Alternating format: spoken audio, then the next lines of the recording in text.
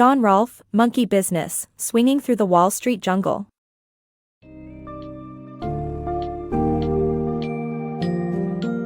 Welcome to the thrilling and tumultuous world of Wall Street investment banking, as detailed in the book Monkey Business, Swinging Through the Wall Street Jungle, authored by John Rolfe.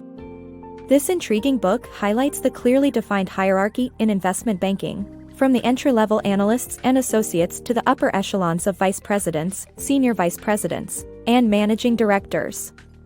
The summary will take you through the intense recruitment process, the often grueling and thankless tasks performed by associates, and the cunning methods they use to survive and advance. Brace yourself to uncover the inner workings of this high-powered world, where extravagant salaries and dizzying sums of money lure people into an unending cycle of long work hours and cutthroat competition.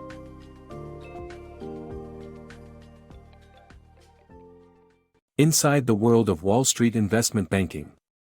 The world of Wall Street investment banking is a hierarchical world where analysts occupy the bottom rung while vice presidents, senior vice presidents, and managing directors occupy the top.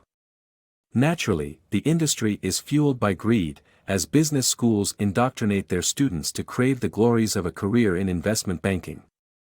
Surviving the gauntlet requires a sense of humor as well as an intense drive to succeed. Summer jobs are designed to test the limits of the young associates, all of whom are competing for a limited number of full-time positions. To be successful, associates must work extreme hours, participate in weekly social events, and become adept at handling pressure. In the end, the associates who are offered full-time jobs are promised interesting work, good people, and a solid salary. But at what cost? The investment banking pyramid. The investment banking industry follows a pyramid structure, with managing directors at the top and analysts at the bottom. The industry mainly deals with raising capital for companies and providing corporate finance advice services. Investment banks compete against each other to win clients through beauty pageant pitches and making exclusive sale assignments. Investment bankers earn a percentage fee of up to 7% for an IPO. The book also highlights the challenging work environment where junior bankers have to work long hours, do mindless information processing, and print prospectuses, all for the sake of tradition. The life of an investment banking associate. Investment banking associates are primarily responsible for valuation work, which involves using different techniques to determine the right sales price for a transaction. Apart from valuation, associates also handle drafting tasks including prospectus development. These drafting sessions are long and boring, and involve legal teams and company representatives. Associates also travel a lot and work with the word processing and copying departments. Investment banking associates are responsible for valuation work, which involves using different techniques to determine the right sales price for a transaction. Every transaction requires a valuation. For example, if bankers are selling a company, they need to figure out the fair sales price, how much the market is willing to pay for the equity or what the value of the assets backing the bonds is. The managing director gives the associate a reasonable valuation number that they think they can sell to the client. The associate's primary role is to come out with the right answer rather than use the best technique. Associates have access to various valuation techniques such as comparable multiples analysis, discounted cash flow analysis, and research analyses. Comparable multiples analysis, or comp analysis, is the quickest to use but is subject to great abuse. Since bankers want the highest multiples possible, they often compare with companies in different market segments from the company being valued. Discounted cash flow analysis is used to value companies without any business. It attributes value to future business, which the company may or may not produce. However, every valuation boils down to what the market is willing to pay at the end of the day. Apart from valuation work, associates also handle drafting tasks, including prospectus development. Drafting a prospectus is mandatory under the U.S. securities law. Drafting sessions are long and boring and involve legal teams and company representatives. 10 sections must be drafted to complete a prospectus: summary, risk factors, use of proceeds, selected financial data, management's discussion and analysis of risk, business, management, principal and selling stockholders, underwriting, and financial statements. Each organization sends a small army to gird for war to create a sales document that conforms to the U.S. securities law.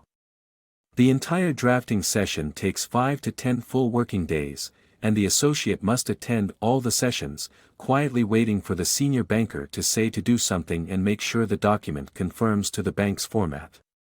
At a point known only to the senior banker, the prospectus is deemed complete. The magic words are, "It's time to go to the printer." Going to the printer is another opportunity for the associate to wait, as the only task is checking the style of the document and approving the final blue line copy for printing. Then, the associate gets to push the button on production, which means approving the printing of 30,000 copies of the prospectus, costing approximately $1.5 million. Associates also work in word processing, copying, and drafting. Success often depends on effective communication with support staff and bribes.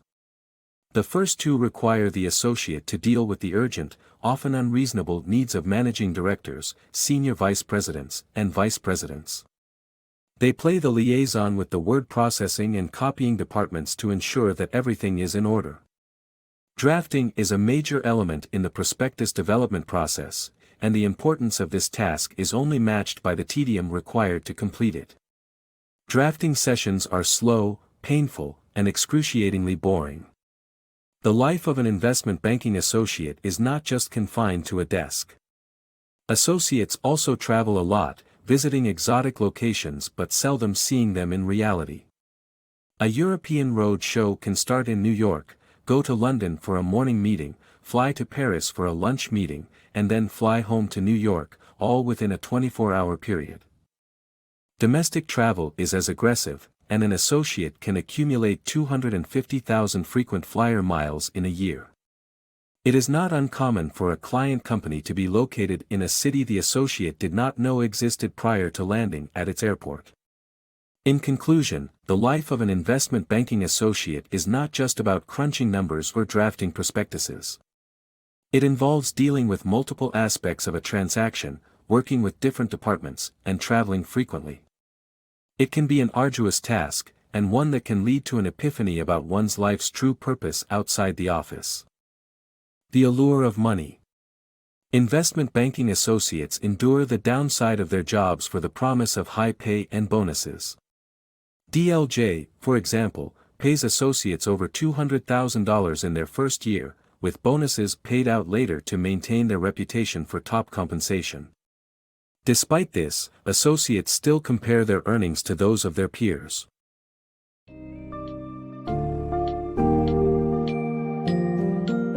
In A Monkey Business, Swinging Through the Wall Street Jungle, John Rolfe provides an insightful look into the challenging and enticing world of investment banking. The book illustrates the hierarchical structure of investment banks, as well as the relentless pursuit of wealth and status by those who labor within them. From the ambitious recruiting process to the tiresome expectations and tasks faced by associates, the book reveals the obstacles they must overcome and the sacrifices they make to maintain their lucrative careers.